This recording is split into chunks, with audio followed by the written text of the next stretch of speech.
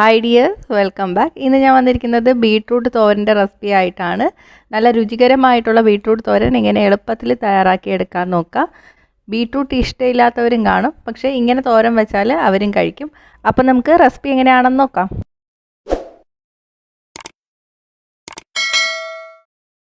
അപ്പോൾ ഞാനിവിടെ ഒരു മീഡിയം സൈസ് ബീട്രൂട്ട് എടുത്ത് വെച്ചിട്ടുണ്ട്. ഇനി ഇത് കഴുകിയിട്ട് തോലൊക്കെ കളഞ്ഞതിന് ശേഷം ചെറുതായിട്ടൊന്ന് അരിഞ്ഞെടുക്കാം. തോരൻ വയ്ക്കാൻ വേണ്ടിയിട്ട് ചിലർ ഗ്രേറ്റ് ചെയ്ത് എടുക്കാറുണ്ട്, പക്ഷേ എനിക്ക് അരിഞ്ഞെടുക്കുമ്പോഴാണ് ടേസ്റ്റ് കൂടുതലായിട്ട് തോന്നിയിട്ടുള്ളത്. അപ്പോൾ നല്ല ചെറുതായിട്ട് അരിഞ്ഞെടുക്കുക. വലിയ കഷ്ണങ്ങളെക്കാളും ചെറിയ കഷ്ണങ്ങളാക്കിയിട്ട് അരിഞ്ഞെടുക്കുക. അപ്പോൾ ഇതാ അരിഞ്ഞെടുത്തിട്ടുണ്ട്.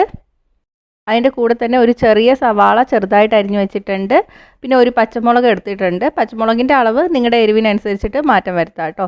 ഒരു തണ്ട് കറിവേപ്പില. ചിലർ സവാള ചേർക്കാറില്ല, പക്ഷേ സവാള ചേർക്കുമ്പോൾ കുറച്ചുകൂടെ ടേസ്റ്റാണ്. ഇനി നമുക്ക് തോരൻ ഉണ്ടാക്കാൻ തുടങ്ങാം. ഒരു ചൂടായ പാനിലോട്ട് നമുക്ക് 1 ടേബിൾ സ്പൂൺ എണ്ണ ഒഴിച്ചു കൊടുക്കാം. ഞാനിപ്പോൾ വെളിച്ചെണ്ണയാണ് എടുത്തത്. നമ്മുടെ നാടൻ കറികൾക്കൊക്കെ വെളിച്ചെണ്ണയാണ് ടേസ്റ്റ്. എണ്ണ ചൂടായിട്ട് വരുമ്പോൾ 1/2 ടീസ്പൂൺ കടുക് ചേർത്ത് കൊടുക്കുക. കടുക് പൊട്ടി വരണം. കടുക് പൊട്ടി തുടങ്ങിയിട്ടുണ്ട്. ഇതിലോട്ട് 2 വറ്റൽമുളക്, ഒരു തണ്ട് കറിവേപ്പിലയും ചേർത്ത് കൊടുക്കുക. അരിഞ്ഞെടുത്ത ബീട്രൂട്ട്, സവാള അരിഞ്ഞത്, പച്ചമുളക്, ആവശ്യത്തിന് ഉപ്പും കൂടി ചേർത്തിട്ട് നന്നായിട്ടൊന്ന് ഇളക്കി കൊടുക്കാം. തീ ഇപ്പം മീഡിയത്തിലാണ് വെച്ചിരിക്കുന്നത്. ഇനി ബീട്രൂട്ട് നന്നായിട്ട് വെന്ത് വരണം. ഒന്ന് ഇളക്കിയതിന് ശേഷം നമുക്ക് അടച്ചു വെച്ച് വേവിക്കാം. 5 മിനിറ്റ് അടച്ചു വെച്ച് വേവിക്കാം. ഇടയ്ക്കിടയ്ക്ക് തുറന്ന് ഇളക്കി കൊടുക്കണം കേട്ടോ. 1 മിനിറ്റോ 2 മിനിറ്റോ കൂടുമ്പോൾ ഒന്ന് തുറന്ന് ഇളക്കി കൊടുക്കുക. അപ്പോഴത്തേക്കും നമുക്കിതിന് വേണ്ടിയിട്ടുള്ള അരപ്പ് തയ്യാറാക്കി എടുക്കാം.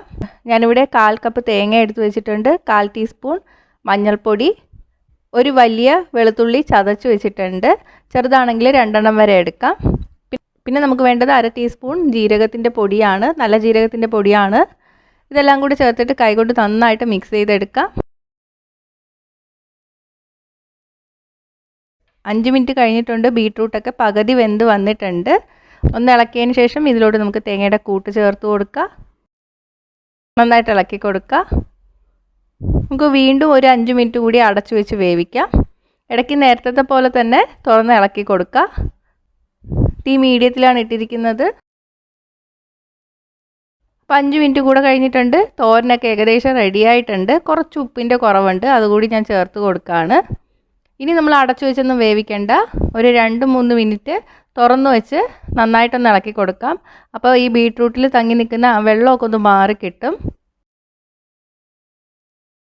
അപ്പോൾ നമ്മുടെ തോരൻ റെഡി ആയിട്ടുണ്ട്. നമുക്കിനി തീ ഓഫ് ചെയ്യാം. അപ്പോൾ നല്ല രുചികരമായിട്ടുള്ള തോരനാണിത്. അപ്പോൾ ഇതുപോലൊന്ന് ബീട്രൂട്ട് തോരൻ തയ്യാറാക്കി നോക്കുക.